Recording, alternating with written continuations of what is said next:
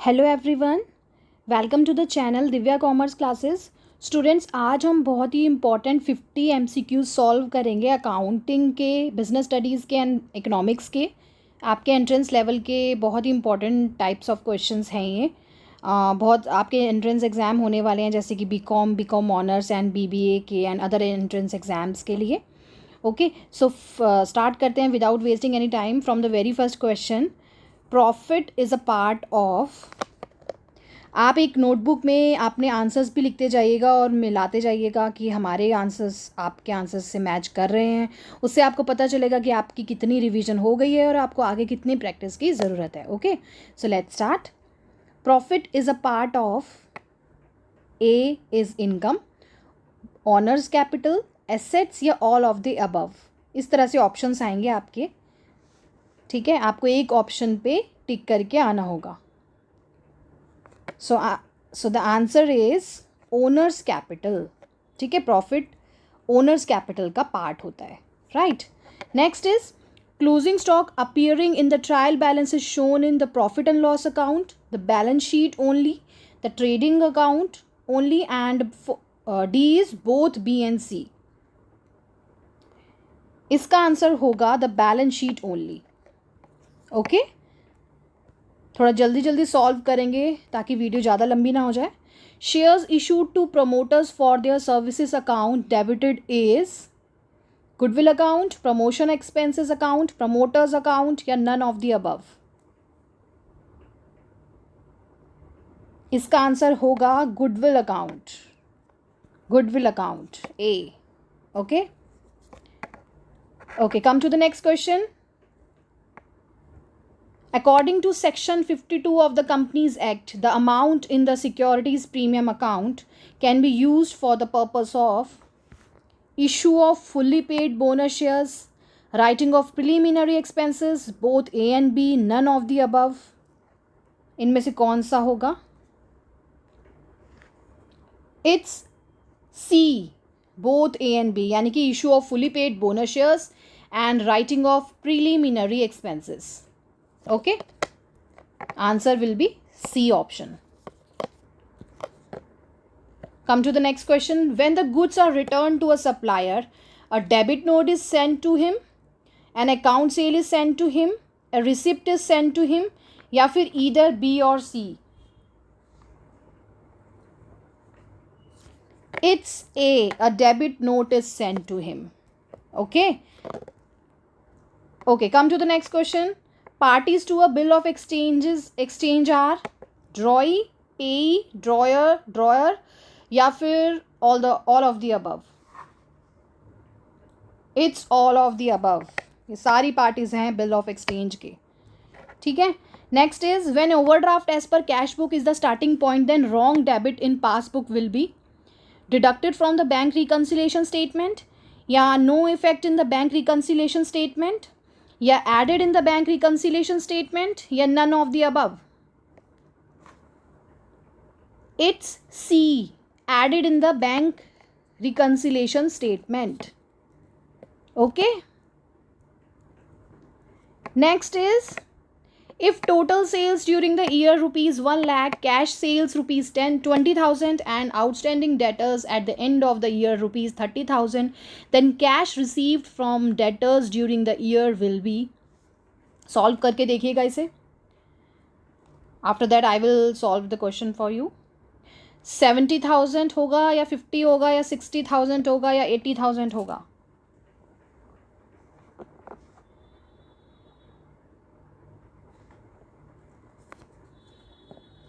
देखिए, total sales कितना है आपका? 1 लाख। टोटल सेल्स कितना है? देखिए 1 लाख है। ठीक है, तो टोटल सेल्स आपका हो गया 1 लाख रुपीज़। उसमें से लेस कीजिए कैश सेल्स जो कि है 20,000 रुपीज़, एंड क्या माइनस करेंगे? आउटस्टैंडिंग डेटर्स माइनस कर दीजिए। कितना है? 30,000 rupees.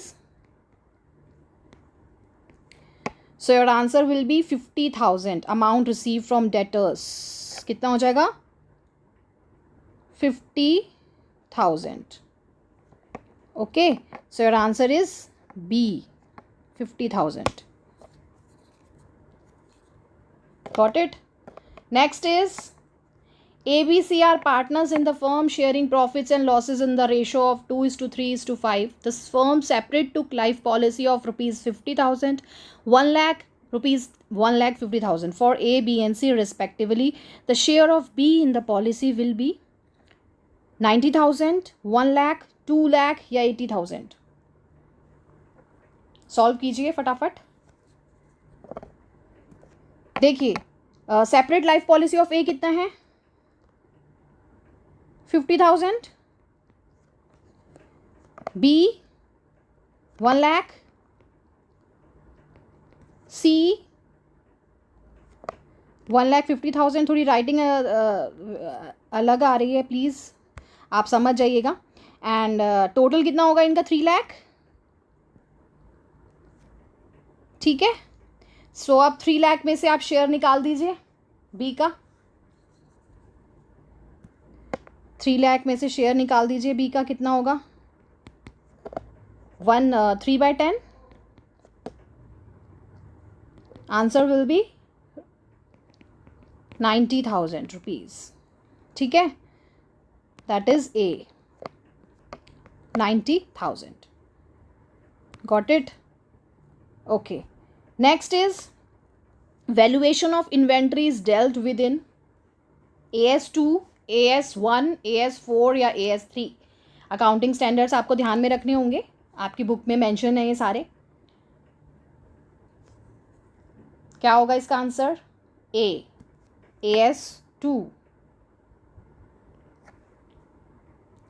Next is consider the following items. Prepaid salary, it's salary, accrued interest, outstanding expenses, bills payable. अब हमें बताना है करंट लाइबिलिटी कौन कौन सी है. Would include option A, B, C या D. It's D, 3 and 4. Outstanding expenses and bills payable ही तो है करंट लाइबिलिटी. दैट इज हम ऑप्शन डी मार्क कर देंगे, 3 एंड 4 जिस पे आ रहा है. ठीक है. Next is question number 12. The trial balance at 31st March contains the following information: 15% loan rupees 40,000, interest paid rupees 3,000, interest debited to the P&L account is 1,500, 4,500, 6,000 या nil.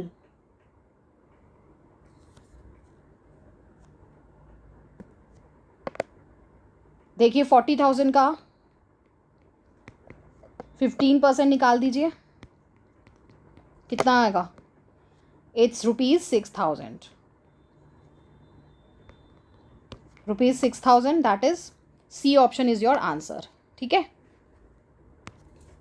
Next is 13th question देखिए. Total operating expenses 30,000, total direct expenses 10,000, miscellaneous income is rupees 5,000. The gross profit will be rupees 35,000, 20,000, 15,000 या 10,000. Solve कीजिए.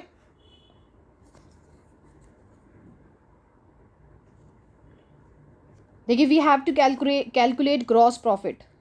ठीक है, तो gross profit निकालने के लिए हमें क्या करना होगा?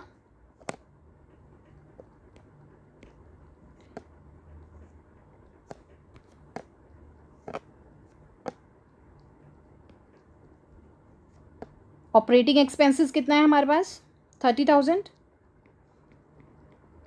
30,000 में से माइनस कर दीजिए डायरेक्ट एक्सपेंसेस 10,000 के, और उसमें से माइनस कर दीजिए 5,000 जो कि हमारी मिसलेनियस इनकम है. तो हमारा कितना आ जाएगा answer? 15,000 is the gross profit. ठीक है, that is option C is the answer. Next is in the absence of any agreement, partners are entitled to share profit in capital ratio, interest on capital, interest on salary on capital या interest on loans and advances gained to the firm.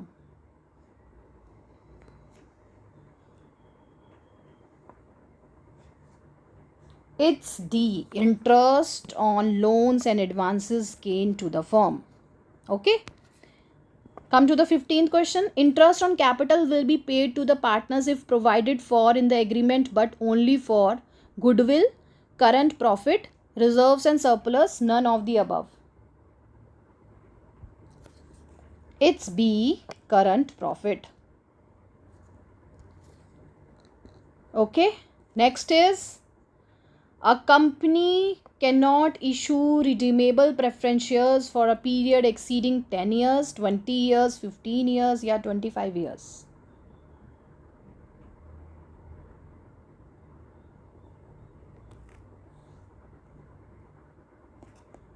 It's B, 20 years. 20 years is the answer. Okay. Next is there are 60,000 preference shares of rupees 10 each fully called up, but there are call in arrears of rupees 8,000 at rupees 2 per share. Company can redeem at present 60,000 shares या 52,000 shares या 56,000 shares या none of the above.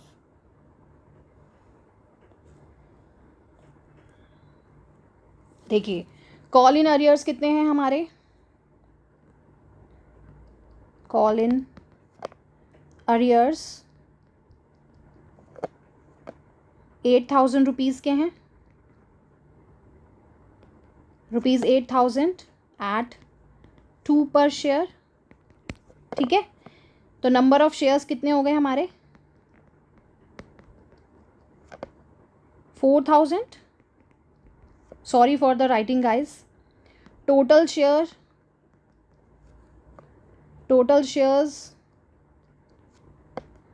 कितना हो गया हमारे पास 60,000.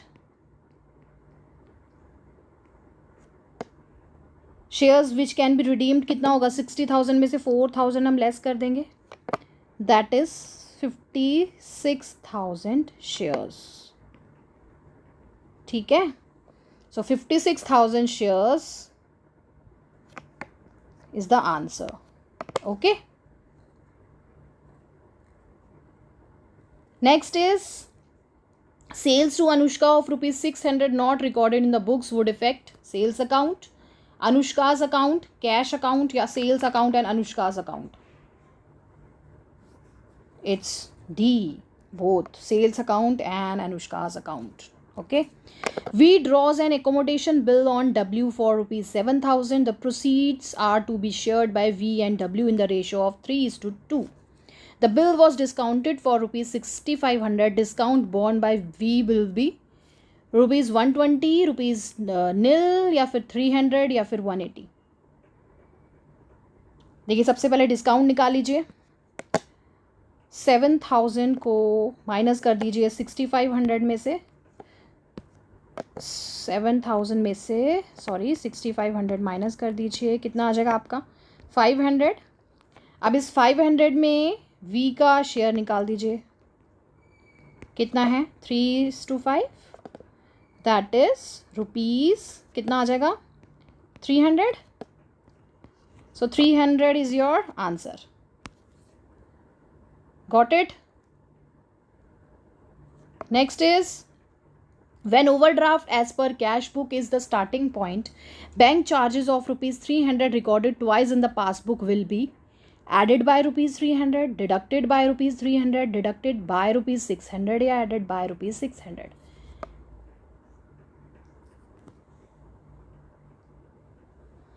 is added by rupees 300. Cash flow statements में अच्छे से पढ़ा होगा आपने सारे concept. It's added by rupees 300.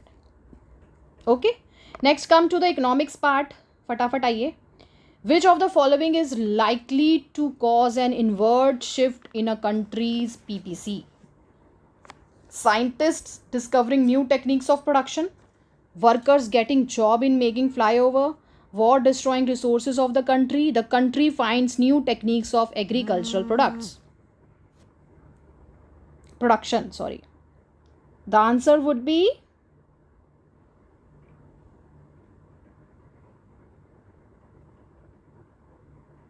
C, war destroying resources of the country. War destroying resources of the country. Okay, next is fiscal policy is the policy of the government related to public revenue, public expenditure, both public revenue and public expenditure या public welfare. It's both.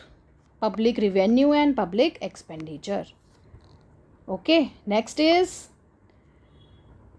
monetary policy is given by commercial banks, central bank, both ANB and Ministry of Finance. It's central bank monetary policy conduct करता है, बताता है, ठीक है. A measure of how much the quantity supplied of a goods respond to a change in the price of that good. This statement refers to price elasticity, supply, mode elasticity of demand, cost elasticity of supply, and none of these. Price elasticity supply. Okay. Come to the next question. Fifth is a firm that is the sole seller of a product without close substitutes called monopoly, oligopoly, competition या bureaucracy. It's a monopoly. Sole seller की बात हो रही है, right? Next is total revenue minus total cost is profit, loss, contribution या MOS. It's profit. Okay. Next is the firm's cost called dash costs change as the firm alters the quantity of output produced. Variable costs, fixed costs, marginal less profit या फिर revenue profit. It's a variable cost. A variable costs. Okay. Next is the IMF was set up in 1945, 1946, 1947 या 1950. It's 1946. Okay. Next is which of the following is not the function of RBI? Issue of currency, bankers bank, controller of credit या banker to general public. It's banker to general public. Next is which is the other name given to average revenue curve? Profit curve, demand curve, indifference curve या income curve.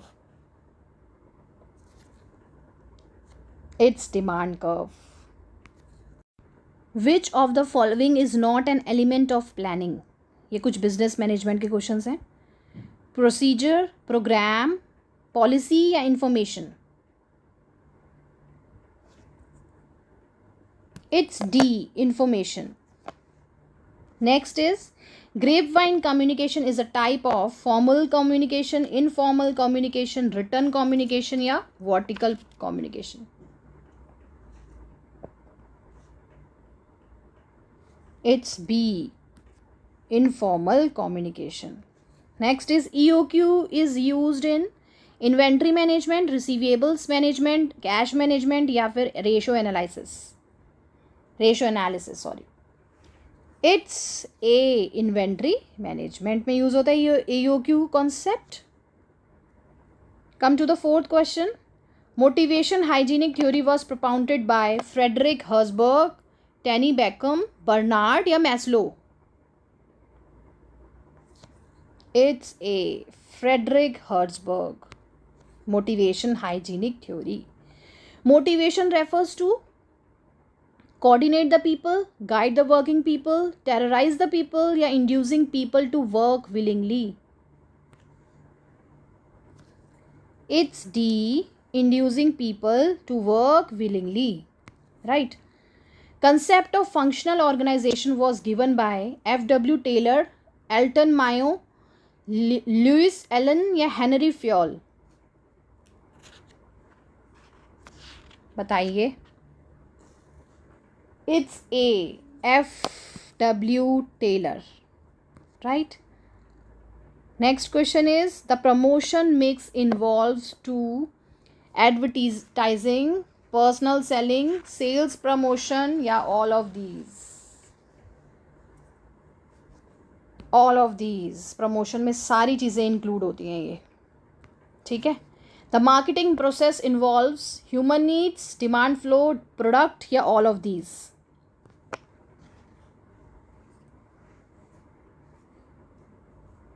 It's all of these. Human needs, demand flow, product, ठीक है। Marketing process में भी ये सारी चीज़ें involve होती है। Grading is an important process in the function of standardisation, specialisation, equalisation या नन ऑफ दीज।